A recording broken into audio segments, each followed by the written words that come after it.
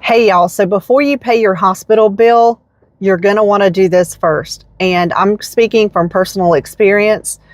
So back in 2018, I was in the hospital. I spent the first 2 days on a regular medical floor, and then I had to be transferred to ICU.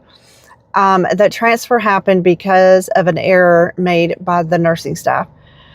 I went into respiratory failure and had to be transferred to ICU, where I spent 6 days.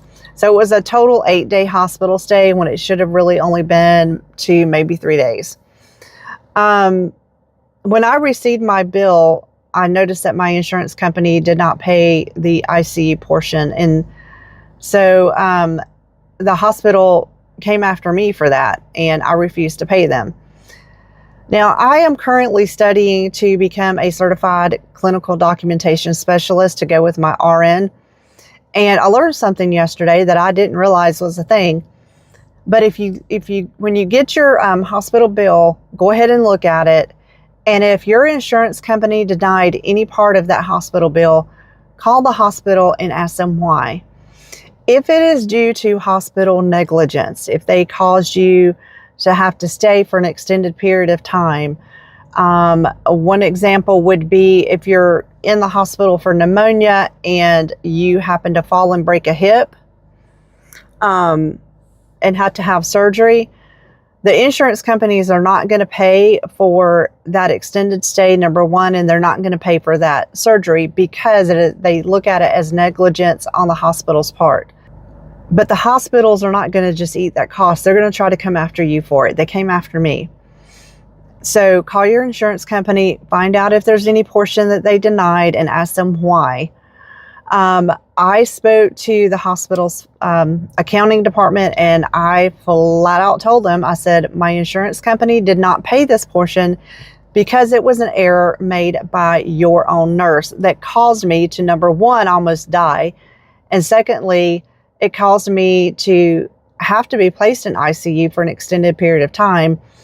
And so that was unrelated to my initial reason for being admitted to the hospital.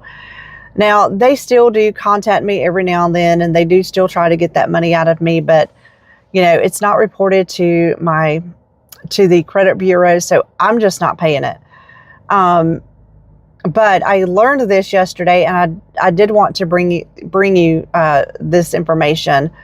Just be careful. Make sure when you get an itemized bill from your hospital that you are looking over that thing thoroughly. Call your insurance company and ask questions about why they're not paying something. I am not an attorney.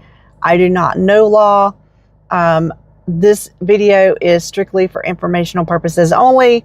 So if you need to, consult a lawyer before you just flat out ignore a hospital. But I don't really have anything, don't own anything that anybody can come after anyway. So if I was not able to sue them because the lawyers told me that because there was no permanent injury that they probably would not win a case.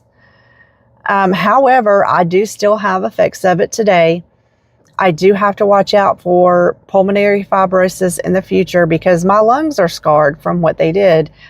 And I have scar tissue in there, which is what pulmonary fibrosis is. But the pulmonologist said that would probably begin to worsen with age. So far, knock on wood, I haven't had any issues. It's just something I have to watch out for. But still, they didn't see where they would be able to get anything out of this hospital. And this hospital is in the top 10 most expensive hospitals in the nation. So anything that they did is going to be way overpriced. It's price gouging, basically. So anyway, guys, I just wanted to bring you that little piece of information, and I will see you on the next one. Bye, y'all.